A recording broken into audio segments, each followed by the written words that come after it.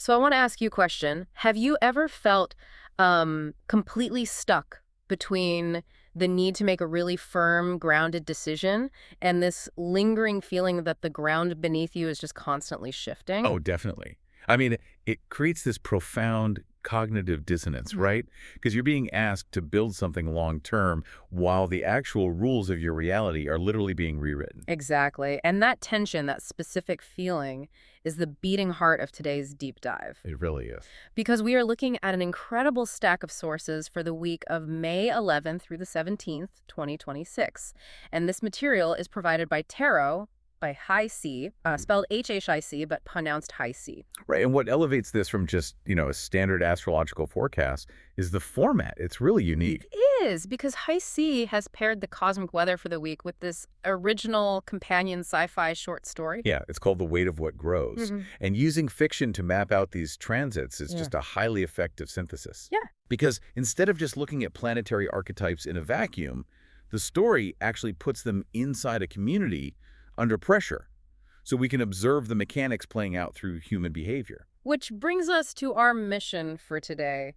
We need to figure out how to extract the core lesson from both the astrology and the fiction. Right, which is basically how to get serious and commit to a path while maintaining the flexibility to evolve when reality inevitably updates us. Exactly. Because life is asking us, for the third time this month, to really get serious about what we're willing to stand behind. Yeah, and to understand what we're willing to stand behind, we first have to confront what we've been desperately trying to ignore. Oh, the messy stuff. Exactly. The early week astrology for Tuesday and Wednesday maps out this highly volatile synergy.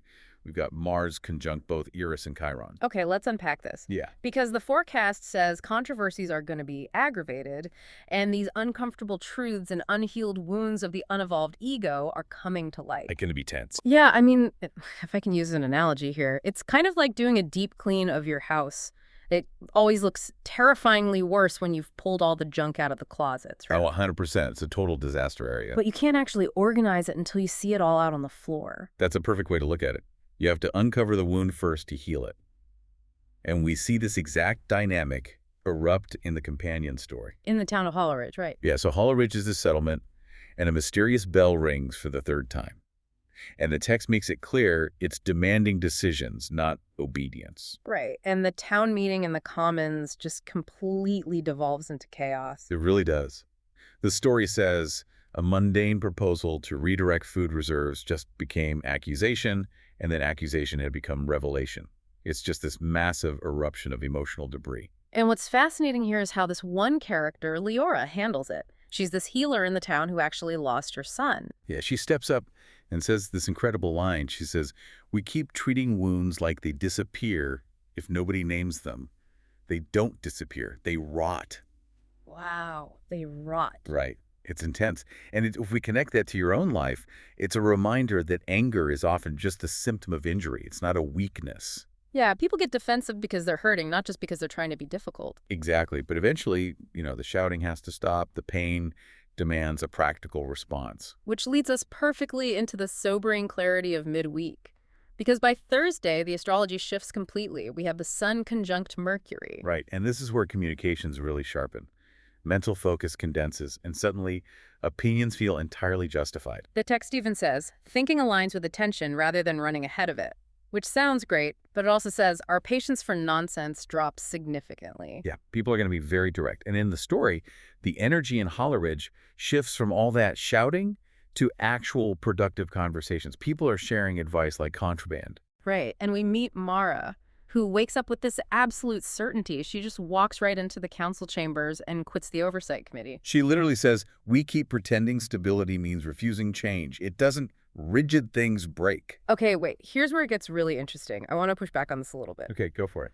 Because if the forecast says our opinions feel justified and we have zero patience for nonsense, doesn't that run a huge risk? I mean, couldn't people just get super arrogant or stubbornly locked into their viewpoints? That is such a valid point, and it's exactly what the text warns about. The source specifically says clarity is powerful, but rigidity is a trap. Oh, okay. So it's about not mistaking clarity for, like, absolute omniscience. Exactly. The practical advice for this transit is to listen to understand, not just to respond. And only give advice if you've actually lived it. So no giving out advice you just, Googled 5 minutes ago. Right, exactly. You need lived experience. And so Mara creates space for something new by tearing down that rigid system. It allows the town to start planting these smaller, sustainable crops. They're finally getting comfortable in this slow rebuilding phase, but then, of course, the universe just throws a massive curveball for the weekend. Oh, it really does. Saturday brings a new moon in Taurus. And Taurus is usually about those unhurried, deliberate beginnings, right? Especially since it's conjunct Ceres, which represents food and the environment. It is, yeah. Right. But this new moon is also conjunct Uranus, Sedna, and Algol, which makes it incredibly complex. Okay, so let's touch on Algol really quickly because the text has a very specific interpretation of it. It does, yeah. And just to be clear to the listener, we are impartially reporting the source's astrological view here. We aren't taking any stances, just sharing the text. But the source associates Algol's intense transformational energy with suppressing emotions and inner demons. And it also specifically mentions energizing feminine strength when faced with patriarchal oppression. So that's the lens the forecast is using. Exactly. That's the source's framing. Yeah. And when you combine that intense energy with the Uranus and Sedna conjunction, it brings these unexpected events, sudden awakenings that just shatter limiting mindsets. It's like, okay, imagine you're carefully planting a tiny garden by hand, getting your hands in the dirt, and then a spaceship suddenly lands right in the middle of your tomatoes. That is literally what happens in the story. Mara is kneeling in fresh soil, doing this deliberate Taurus beginning, and then the impossible happens. Right. A transmission comes through from beyond the northern ridges, and it's on these satellite relays that have been dead for 12 years. And they find out other settlements survived. Better methods exist. Everything they thought they knew is wrong. So how on earth do you actually balance this? I mean, how do you stay grounded in slow, deliberate Taurus energy when Uranus is literally rewriting your reality with a shocking transmission? Well, if we connect this to the bigger picture, you have to realize that new information threatens certainty. And certainty is comforting. Even if it's a harsh certainty, it's at least known. Exactly. But the dialogue between Mara and Leora answers your question perfectly. Mara asks, what happens if people change badly with this new information? And Leora just says, then we adapt. Then we adapt. Yes. The key is choosing long-term security over short-term emotional gratification. You don't ignore the new data just because it's disruptive. Wow, yeah. And that adaptability is crucial because Sunday arrives and the speed of things just goes off the charts. Right. Sunday brings a major astrological shift. Mercury moves into Gemini and immediately conjuncts Uranus. So the pace of life just accelerates dramatically. The text says there's this burst of vibrant, charged clarity. The whole script is rewritten. But there is a warning attached to that. It says, don't chase every new idea. Pick the one that actually has potential. Because Hollow Ridge completely transforms by Sunday, right? The air is buzzing with plans. People are redesigning irrigation systems, throwing around theories. Yeah. The story says, curiosity felt strangely like hope. Mara has this profound realization standing in the fields. So what does this all mean for the listener? Because I think we all know that feeling, that buzzing, nervous energy, when a brand new path suddenly opens up and makes all your previous plans totally obsolete. Oh, it's terrifying and exhilarating at the same time. Yeah, exactly. So how do we handle it? Well, this raises an important question, and I think we can bring the entire week's theme together using Mara's realization from the text. Let's hear it. She realizes you could stand behind a decision without worshiping it. You could commit without becoming trapped. I love that. Committing without becoming trapped. Right.